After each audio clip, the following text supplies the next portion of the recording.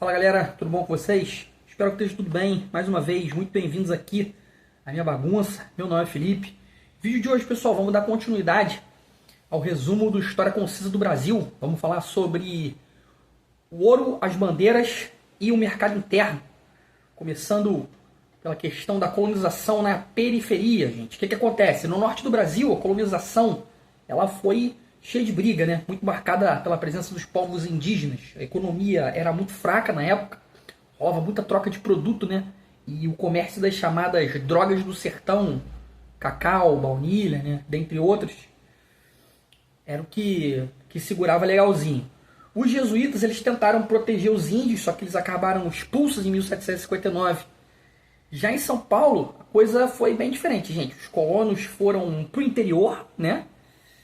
Nasceram os mamelucos, surgiram mais bandeiras, né? As expedições que caçavam escravos e metais preciosos. Essas bandeiras acabaram levando a descoberta do ouro em 1695, e o que atraiu, né, uma multidão de gente, né? Mudou bastante o centro da colônia para o Rio de Janeiro, né? Que virou a capital em 1763.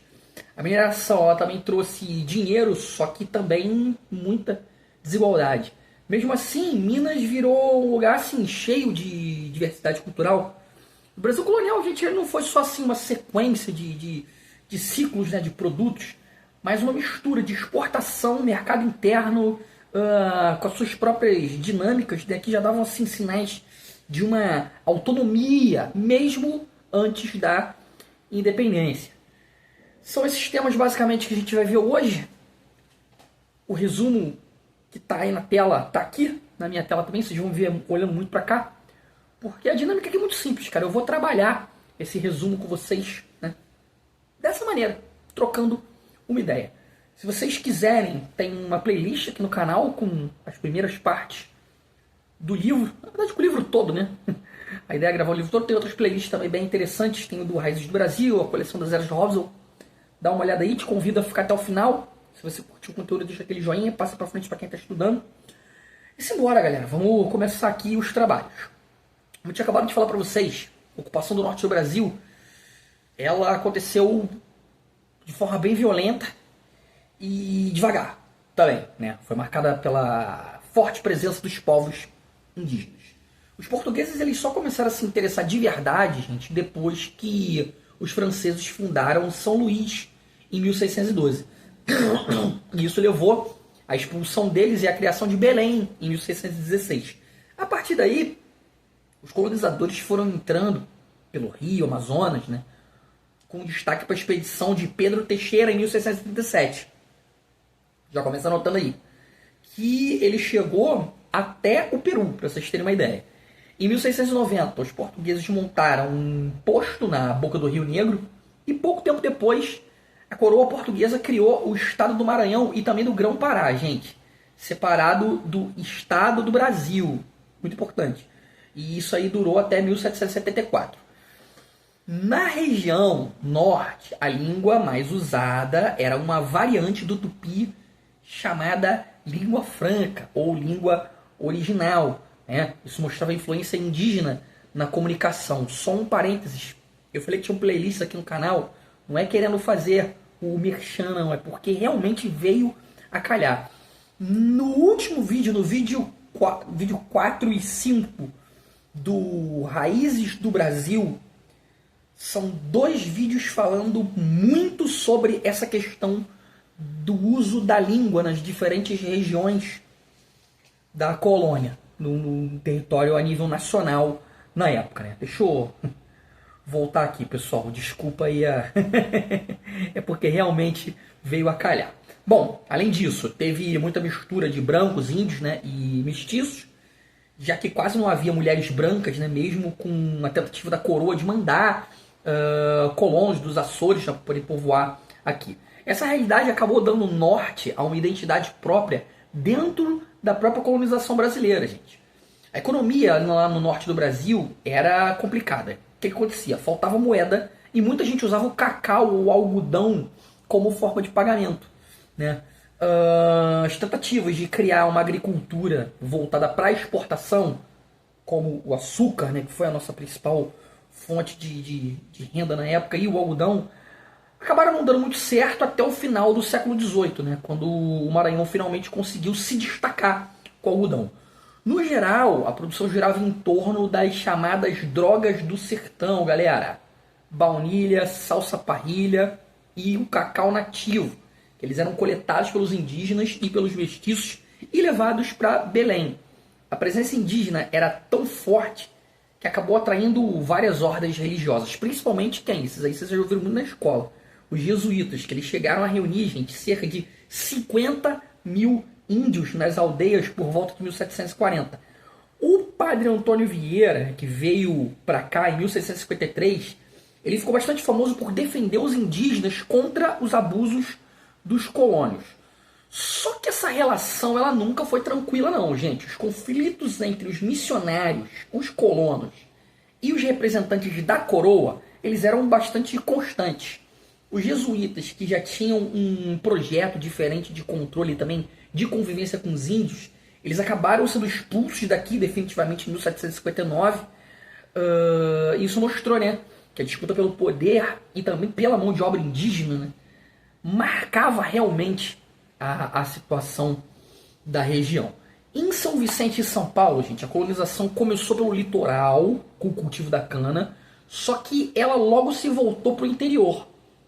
Em 1554, os padres Nóbrega e Anchieta, eles fundaram São Paulo e a região passou a ter características parecidas com o norte. Quais eram? Pouca força na agricultura exportadora, falta de moeda, grande influência indígena, e isso tudo gerou, né, um volume de mamelucos e também a adoção de muitos costumes nativos naquela região. A partir do final do século XVI, São Paulo conseguiu assim um caminho próprio deles, né? Misturou agricultura de vários tipos, criação de gado, expansão para outras áreas do Brasil, né? Como por exemplo o Nordeste e também a região Sul. Essa interiorização, gente, ela foi importante para poder ocupar territórios que ainda eram muito pouco explorados. A coroa portuguesa também apoiou algumas iniciativas estratégicas, como a fundação de Laguna em 1684, bom dar uma olhada, e também da colônia do Sacramento em 1680. Isso reforçou a presença portuguesa, disputando espaço com os espanhóis na América do Sul. É um tema que é bem legal dar uma olhada um pouco mais a fundo. Seguindo adiante, a gente falava um pouco agora sobre as bandeiras e sobre a sociedade paulista. No século XVII, os paulistas eles organizaram várias expedições que foram conhecidas como as bandeiras. O que eram essas bandeiras? Eram grupos enormes, né, formados principalmente por mamelucos, filhos dos índios com os europeus, e também indígenas que eram alinhados, gente. Eles se embrenhavam no meio do sertão em busca de quê? Escravos indígenas e metal precioso. É isso. Uma dessas bandeiras, gente, famosa, foi a bandeira de um cara chamado Manuel Preto e do Raposo Tavares, em 1629. Teve milhões de pessoas. Milhões. Não assim, no sentido figurado, é claro. Esse grupo, ele avançava, né, por regiões como Minas, Goiás, Mato Grosso, né, e também a Guaíra, destruindo inclusive aldeias guaranis que eram protegidas pelos jesuítas espanhóis. Algumas dessas viagens, gente, elas foram gigantescas, né? Quase que inacreditáveis. A mais famosa foi a do Raposo Tavares, que durou de 1648 até 52. 1652, tá?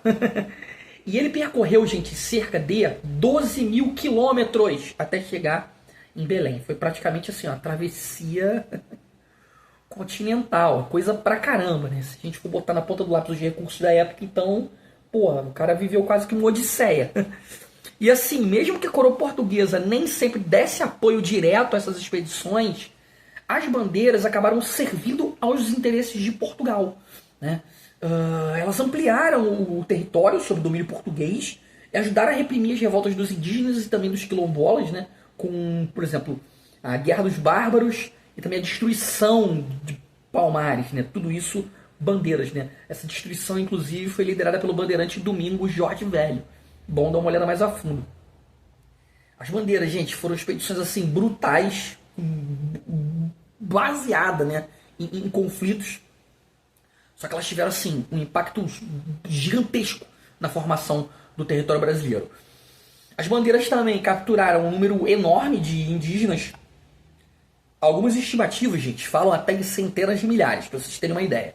Muitos desses indígenas, eles eram vendidos como escravos em lugares como São Vicente, também no Rio, onde os engenhos de açúcar, eles dependiam pra caramba da mão de obra desses caras, né? Principalmente no período em que faltavam escravos africanos, ali entre 1625 e 1650. Outra parte dos indígenas capturados ficou em São Paulo, trabalhando na economia local. Um exemplo destacado aqui, gente, foi o cultivo do trigo, né, que cresceu pra caramba enquanto o Brasil estava enfrentando as invasões holandesas, né? Porém, depois que essa guerra acabou e o trigo importado voltou assim a chegar com força, essa produção fatalmente acabou caindo, né? Tudo isso mostra pra gente que as bandeiras, assim, elas não eram apenas aventuras pelo sertão, por assim dizer. Não, cara. Elas eram uma espécie de resposta às necessidades econômicas da época. Quando faltava mão de obra ou surgia uma oportunidade comercial, os paulistas eles simplesmente organizavam expedições para poder capturar os indígenas e explorar novas áreas.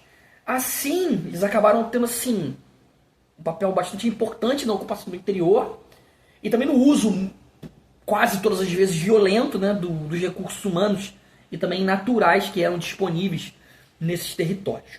O auge das expedições paulistas, gente, rolou quando foi descoberto o ouro em 1695 no Rio das Velhas.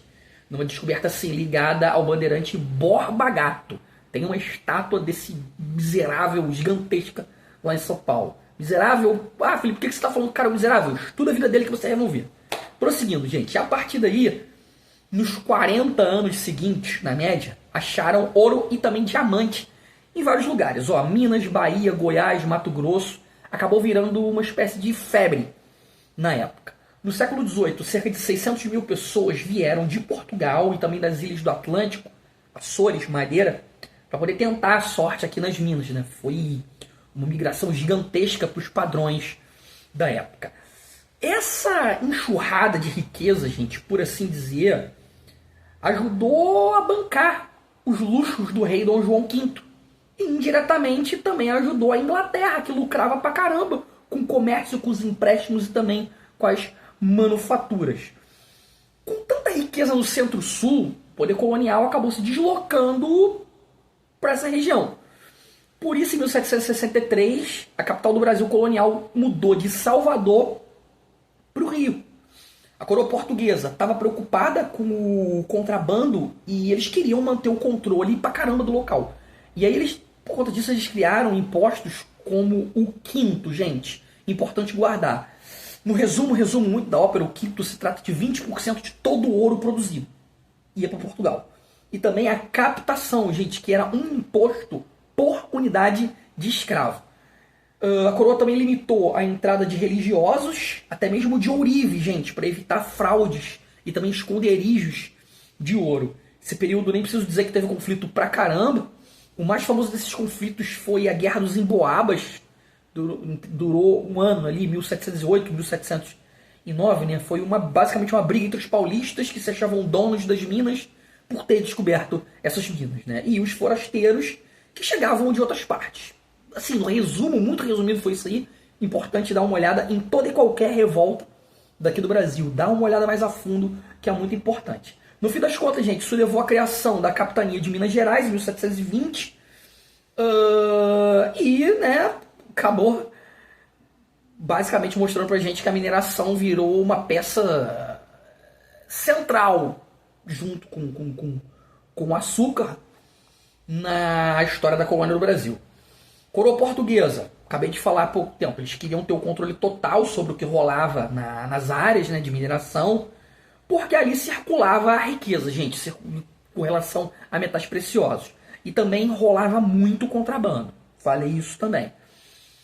Então eles começaram a criar as regras, as medidas, todas que eu acabei de mencionar, para poder organizar a vida nas minas, né? Vamos dar uma olhadinha um pouco mais a fundo nessas regras aí.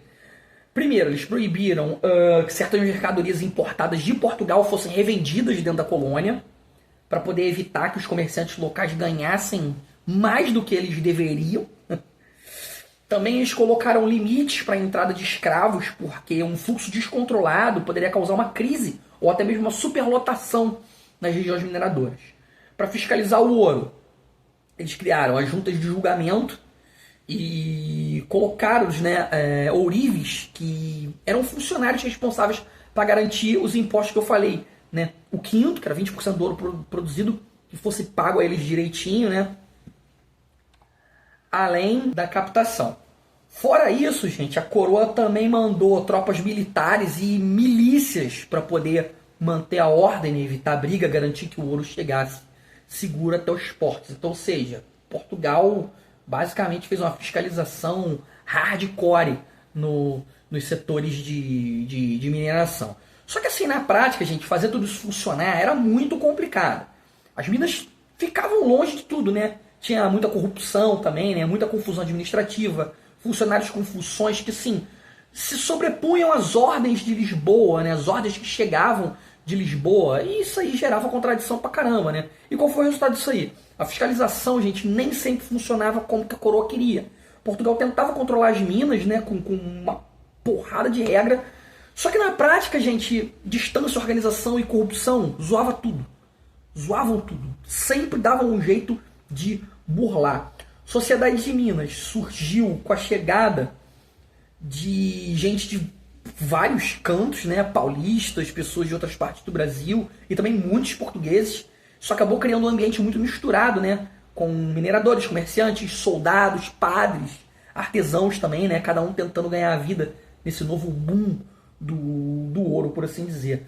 A vida estava acontecendo principalmente nas cidades, que por consequência cresceram bem rápido, né? Nessas cidades surgiram igrejas mais luxuosas, estilo barroco, legal anotar. Muitas delas construídas e financiadas por irmandades religiosas, né?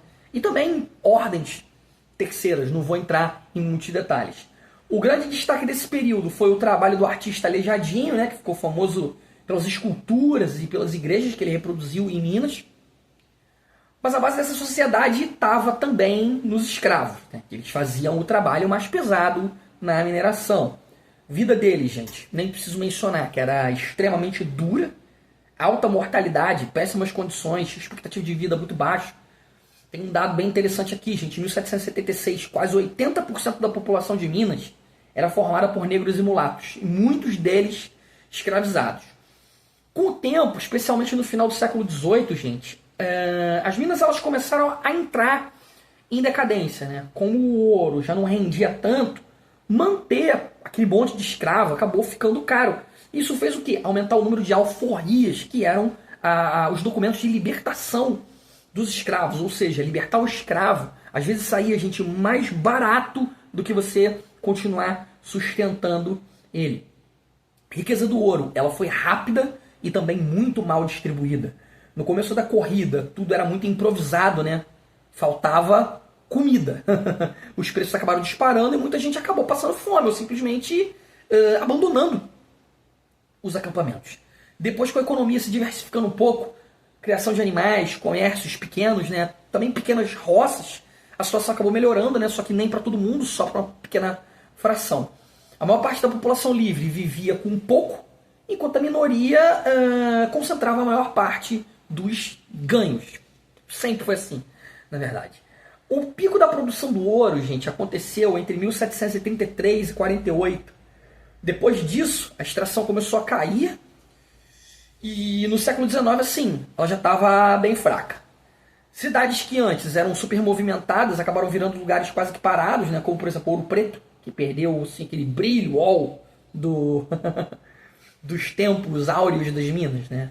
Mesmo assim, Minas não virou uma espécie de deserto econômico, entre aspas, né? A região se sustentou com uma mistura de pecuária, agricultura e também manufatura. Legal anotar.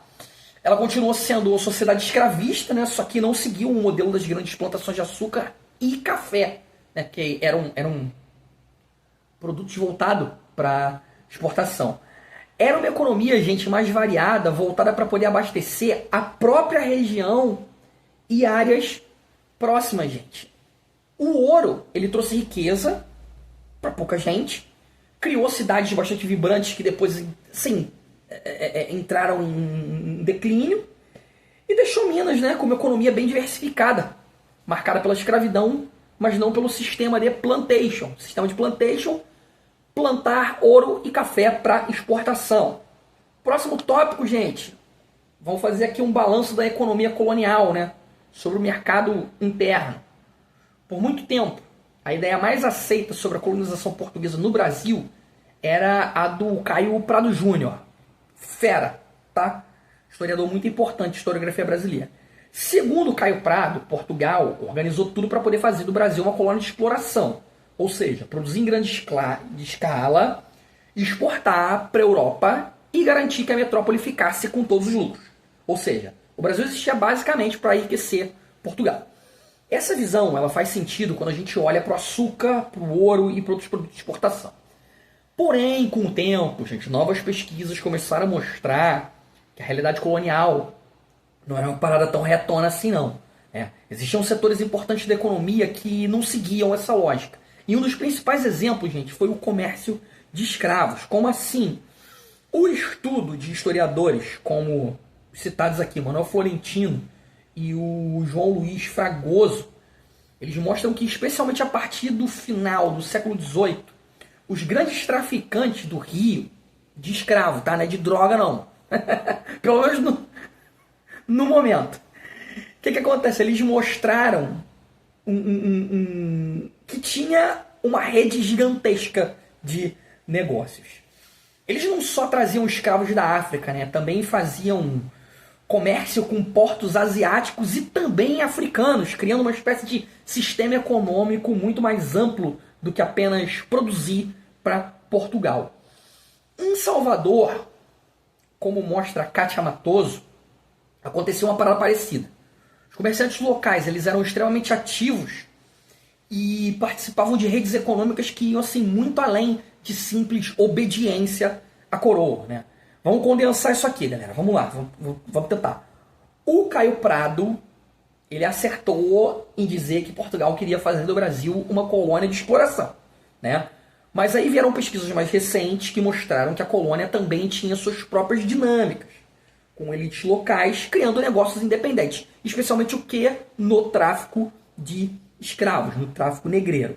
Ou seja, a economia colonial ela era mais diversa e muito menos, gente, controlada pela metrópole do que se imaginava antes. Mas vamos lá, são pontos de vista de historiadores diferentes.